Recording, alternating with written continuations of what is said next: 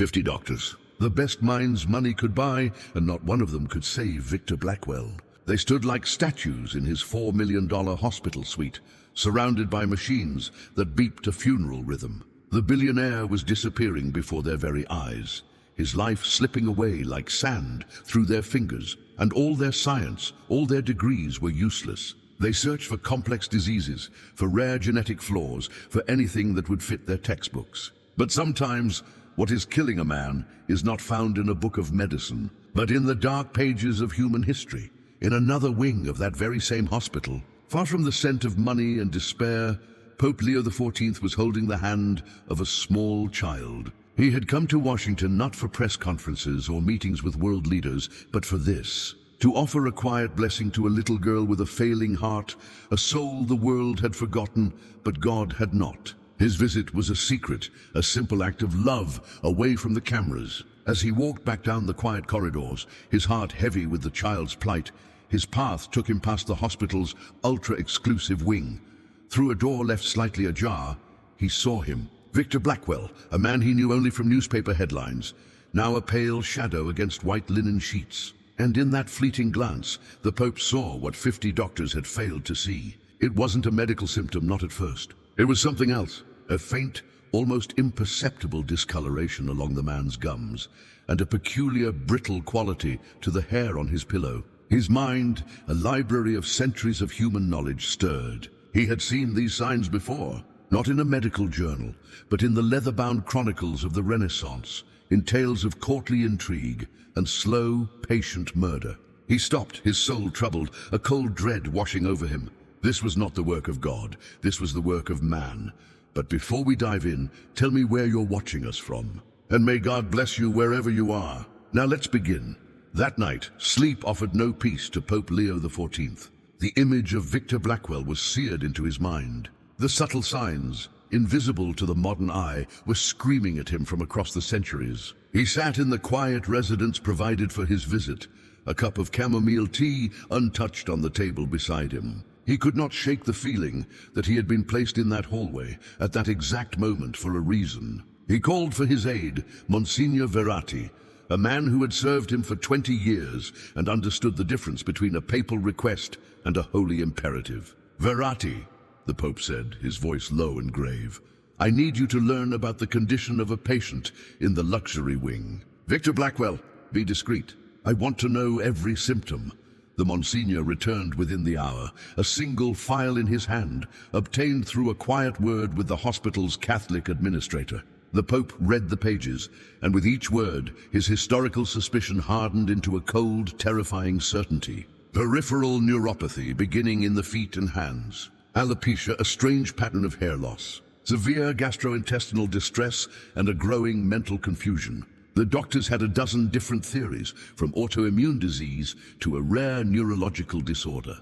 But Pope Leo saw only one. He closed his eyes, and the words of an ancient text came back to him. A description of the Cantarella poison, favored by the Borgia family to dispatch their enemies slowly, mimicking natural illness. The primary ingredient was arsenic, but it was often mixed with other heavy metals. Thallium, odorless, tasteless, absorbed through the skin, and its symptoms were a perfect match. Driven by this terrible conviction, the Pope returned to the hospital the next day, dressed simply, without his usual entourage. He wanted only to observe, and observe he did. From a small alcove down the hall, he saw a visitor arrive at Blackwell's suite. A well-dressed man with a somber face, identified by the nurses as Jefferson Burke, Blackwell's former business rival, now his most devoted friend. Burke carried a small, elegant jar. He spoke to the nurse with practiced concern, then entered the room. The Pope watched as Burke sat by Blackwell's bedside. He opened the jar and began to gently rub a cream onto the dying man's hands. The gesture seemed tender, but to the Pope it was something else entirely. It was too deliberate, too focused. It was not an act of comfort. It was a ritual, a delivery. He was watching a murder unfold in slow motion, hidden in plain sight, disguised as an act of love. Pope Leo knew he could not simply walk into that room and declare the man was being poisoned. Who would listen? An old priest dabbling in medicine? They would dismiss him as a kindly, senile man of the cloth. He needed to plant a seed of doubt in a mind that was still open enough to let it grow. He waited, his patience a testament to a lifetime of quiet contemplation. Eventually, a younger doctor left Blackwell's suite, his face etched with frustration. His name tag read Dr. Park. The Pope approached him gently, his presence calm and disarming. "Forgive me, doctor," he began, his voice soft. "I could not help but notice the great difficulty surrounding Mr. Blackwell. A terrible burden for you all." Dr. Park, surprised by the address, simply nodded. "It's the most baffling case I've ever seen. Nothing adds up." The Pope met his gaze, his eyes filled with a deep ancient wisdom. "Sometimes, Doctor, what is new is simply what has been forgotten. In my studies of history, I have read of poisons from centuries ago. Poisons so clever, they did not kill with a single violent blow. They were designed to mimic the slow decay of the body, to imitate a host of natural diseases." He paused, letting the word sink in. "There was one they called the poisoner's poison, thallium. It was a favorite in the courts of the Renaissance. Colorless, odorless, easily dissolved. A man would feel a tingling in his hands and feet. His hair would begin to fall out. His mind would grow clouded. His doctors would be utterly perplexed." Dr. Park stared at the Pope, a flicker of recognition in his eyes. The symptoms, they were a perfect match. Before he could speak, a commanding voice cut through the air. "Dr. Park, we don't have time for idle chatter." It was Dr. Thaddeus Reynolds, the lead physician, his silver hair and arrogant posture radiating an aura of absolute authority. He glanced at the Pope with unconcealed disdain. "Your Holiness," he said, the title dripping with sarcasm, "we are dealing with complex medical science here, not medieval fairy tales." He clapped a hand on Dr. Park's shoulder, steering him away. "Focus on the data, son. Leave the stories to the clergy." Dr. Reynolds walked away, leaving the Pope standing alone in the hallway. The invisible wall between modern science and ancient wisdom, now built of solid stone. The sterile peace of the hospital suite was shattered just after dawn. Alarms, shrill and unforgiving, screamed from the monitors above Victor Blackwell's bed. His vital signs were crashing. The slow, steady decline had suddenly become a terrifying vertical drop. Doctors rushed into the room, their faces grim. Dr. Reynolds, whose voice had always been a steady scalpel, was now shouting orders that held a tremor of desperation. Their complex diagnoses, their elegant theories about autoimmune cascades and neurological phantoms evaporated like mist against the hard reality of a dying man. They were witnessing a cascade failure of every organ system, and they were utterly powerless to stop it. Victor Blackwell had at most a few hours left.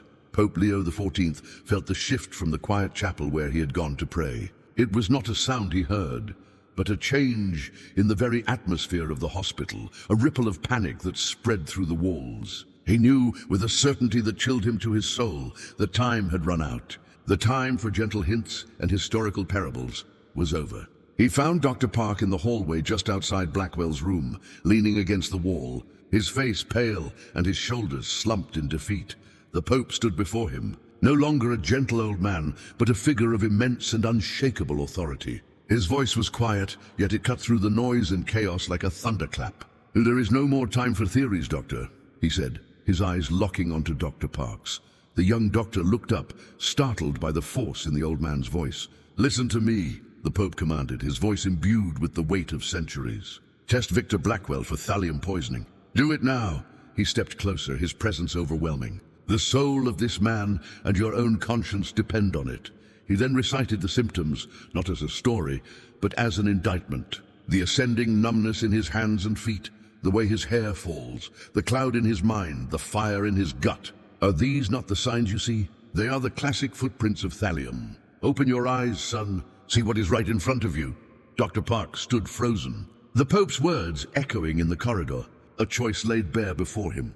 The pride of modern science. Dr. Park stood paralyzed of an ancient, the sterile air thick with the Pope's final words. In the room behind him, the sounds of organized panic continued. The sharp beep of failing monitors, the clipped commands of Dr. Reynolds, the frantic rustle of equipment. His mind was a battlefield. Everything in his training, every lesson on protocol and hierarchy, screamed at him to obey Dr. Reynolds, to dismiss the old priest's words as a desperate fantasy. To defy his chief was professional suicide. But the Pope's certainty had been absolute, his logic chillingly precise. And deep down, in the part of his soul that had become a doctor to save lives, not to follow orders, Dr. Park knew something was profoundly wrong.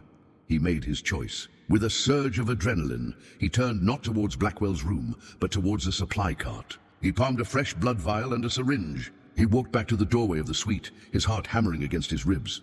"I'll run another gas panel myself," he announced to a busy nurse, providing just enough of a reason to approach the patient. No one questioned him. In the chaos, he was just another doctor doing his job. He drew the blood from Blackwell's arm, his movements quick and sure. But instead of taking it to the in-house analyzer, he slipped the vial into his pocket. He clipped a small sample of hair from behind Blackwell's ear, a sample no one would ever miss. He took the service elevator down to the toxicology lab in the hospital's basement. He found a lone technician working late. "I need a full focused panel for thallium salts," Dr. Park said, his voice low and urgent.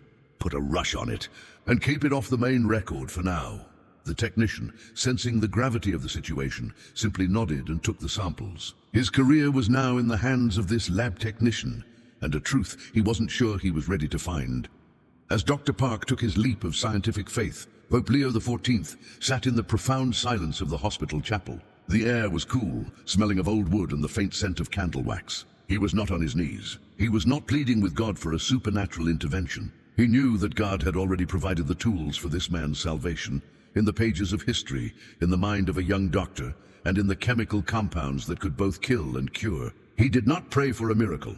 He prayed for courage, for the strength of one doctor to defy the pride of many. He prayed for clarity, for the scales of arrogance to fall from the eyes of men so that they might finally see the simple and terrible truth that had been hiding in plain sight all along. The conference room was a chamber of ghosts. The 50 specialists, America's finest medical minds, sat in defeated silence. On a large screen, Victor Blackwell's vital signs flatlined into grim, straight lines. They were no longer discussing cures, only how to manage his final moments with dignity. The door flew open, slamming against the wall with a crack that made every doctor jump.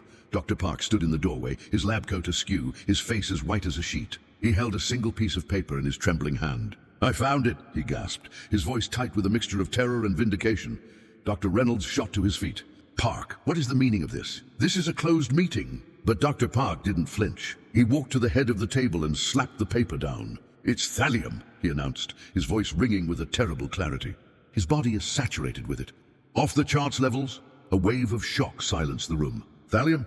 A poison from novels and history books? It was unthinkable. Then a second, colder wave of understanding washed over them. The symptoms, the slow progression, the neurological chaos, it all made a horrifying kind of sense. They hadn't been fighting a disease. They had been witnessing a slow, meticulous execution.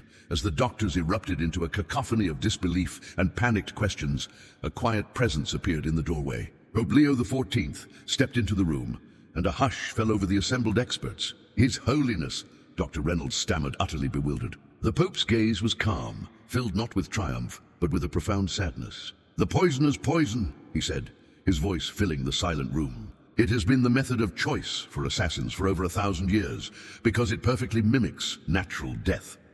He looked from one doctor's face to another. "You were looking for a disease of the 21st century. I simply recognized a sin as old as mankind." He then looked towards the window that faced Blackwell's suite. "And the delivery method is the cruelest part. It comes disguised as an act of devotion. Check the hand cream, gentlemen. The one brought to him each day by his most trusted friend." The word thallium hung in the air, transforming the room from a place of medicine to the scene of a crime. For a moment, the 50 doctors were frozen, grappling with the magnitude of their failure. Then science took over. Dr. Park, his voice now steady with purpose, issued the first command. "Get me Prussian blue. Now intravenously, an order for a common pigment, a simple artist's color, now repurposed as the one and only antidote that could save Victor Blackwell's life." As nurses scrambled to comply, another doctor was on the phone with hospital security. "Review all the footage of Jefferson Burke in Mr. Blackwell's suite. We're looking for tampering with a jar of hand cream. The antidote was administered. A deep blue liquid flowing into the veins of the dying man. A stark visual of science and history converging to fight a hidden evil." Within the hour, the change was nothing short of miraculous. The frantic alarms on the monitors quieted, replaced by a slow, steady rhythm. Victor Blackwell's blood pressure stabilized. His breathing deepened. The frantic, chaotic slide into death had been arrested. In the conference room, a security officer confirmed what the Pope already knew. The footage was damning. Jefferson Burke, when he believed he was alone, could be seen carefully mixing a colorless substance into the cream before each visit. The FBI was on their way, Amidst the controlled whirlwind of activity, Dr. Reynolds, the proud, arrogant leader of the team, approached Pope Leo XIV. His face was a mask of humility, the sharp edges of his pride sanded down by the raw truth. "Your Holiness," he began, his voice barely a whisper, we were blinded. We looked for answers in machines and charts, and we were so proud of our knowledge that we couldn't see the simple evil in front of us. I am so sorry." The Pope placed a gentle hand on the doctor's arm. "Wisdom is a mosaic, Doctor," he said softly. "It is pieced together from many different stones. Science, history, faith, observation. One is not greater than the other. Today, you simply needed a piece you had misplaced." Later that evening, a nurse entered the room with a joyful report. Victor Blackwell was waking up. The doctors gathered at his bedside, but they stood back, leaving a space for the Pope. The billionaire's eyes fluttered open, weak but clear for the first time in weeks. His gaze fell upon the Pope. "What happened?" he rasped. Dr. Reynolds stepped forward, his voice stripped of all arrogance. "You were being poisoned, Mr. Blackwell. We all missed it." He turned and gestured to the Pope. "This man, he saw what 50 of the best doctors in the world could not." A flicker of understanding crossed Blackwell's face. He looked at the Pope, his eyes welling with tears. "Thank you," he whispered. "Not for a miracle."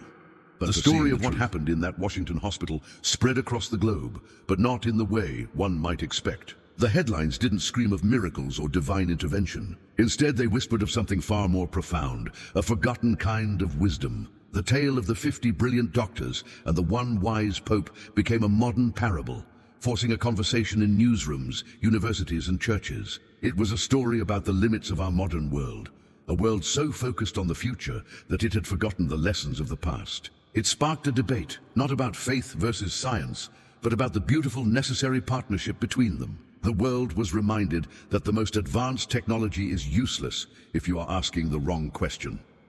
Weeks later, back within the ancient, quiet walls of the Vatican, Pope Leo XIV stood in his private library, the scent of old parchment and leather in the air. He ran a hand over a leather-bound book, a chronicle of the very Renaissance families whose dark deeds had saved Victor Blackwell's life. He did not feel pride in what he had done, only a deep sense of gratitude. He knew that he had not performed a miracle. God had already done that when he gave humanity the ability to reason, to remember, and to see the patterns he had woven into the fabric of creation. The pattern of a poison was no different from the pattern of the stars in the sky. One only had to know how to look. In his next address to the world, he did not speak of the billionaire or the poison. He spoke of wisdom. He reminded his listeners that knowledge is not a fortress, but a garden, with roots that reach deep into the soil of history. He urged them to listen to one another, to believe that a truth discovered in the pages of a dusty book could be as powerful as one discovered in a gleaming laboratory. He left them with a simple, hopeful message that true faith is not about closing our eyes and waiting for a sign. It is about opening our eyes and our minds and our hearts to the truths that are already all around us, waiting to be seen. For the greatest wisdom, he concluded, is not in having all the answers, but in having the humility to never stop asking the right questions, especially when a human life hangs in the balance.